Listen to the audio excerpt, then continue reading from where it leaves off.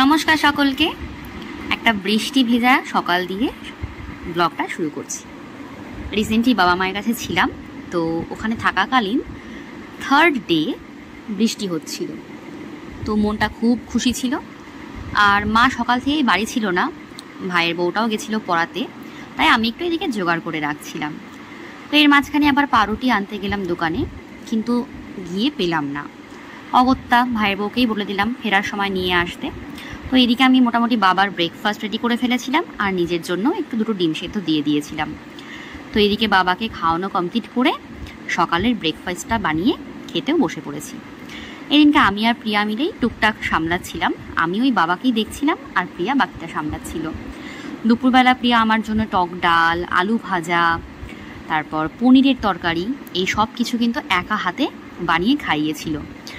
এতদিন মা ছিল, কিন্তু মা না থাকলে বাড়িতে আমাকে গিয়ে সবটা করতে হতো, কিন্তু এখন থেকে আর সেটা হচ্ছে না। এখন থেকে আমার ভাইয়ের বউ আমাকে যত্ন আত্তি করে কিন্তু খাওয়াচ্ছে। বিকেলবেলা দেখলাম খুব সুন্দর হাওয়া উঠেছে, তাই ক্যামেরাটা না ধরে আর পারলাম না। ক্যামেরা নিয়ে সোজা বাইরে চলে গেলাম। বাইরে বসে খুব ভালোভাবে রেকর্ড করছিলাম আর ভালো করে হাওয়াটার অনুভূতি নিচ্ছিলাম। ভালো লাগে এরকম, এই যে হালকা হালকা যে হাওয়াটা হয় বৃষ্টির আগে বা বৃষ্টির পরে, বেশ ভালো লাগে। তবে বিদ্যুৎ চমকালে না থাকাই ভালো। যেহেতু সেফলি এখানে কোনো বিদ্যুৎ চমকা ছিল না, তাই আমি বাইরেটা বেশ ঘুরে ঘুরে ভিডিও করছিলাম। আর এরপর বেশ খানিকক্ষণ বাইরে হাঁটছিলামও। তো এরপর হাঁটাচলা করে ঘরে ফিরলাম। ওদিকে মায়ের সন্ধ্যা দেওয়া হয়ে গেছিলো। সন্ধেবেলা একটু চিড়ে আর একটু ব্ল্যাক কফি রেডি করেছিলাম। এরপর গল্প করতে করতে কখন রাত হয়ে গেল। রাতের খাওয়া দাওয়া সেরে এই দুজনের সাথে বকবক করতে শুরু করে দিয়েছিলাম। একজন আমার উনি আর একজন আমার ভাই। আর আমি আর প্রিয়া একই ঘরে ছিলাম, কিন্তু যেহেতু ওর বড় ভিডিও কলে ছিল, তাই ওকেও নিয়ে নিয়েছিলাম ভিডিও কলে। আর ওই গপ্প সপ্প চলছিল আর কি। আমি যখন আমার কাছের মানুষদের সাথে থাকি না, যখন আমার কমফর্ট জোনটা তৈরি হয়, তখন আমি যে কত রকম পাগলামি করি শুধুমাত্র তারাই জানে।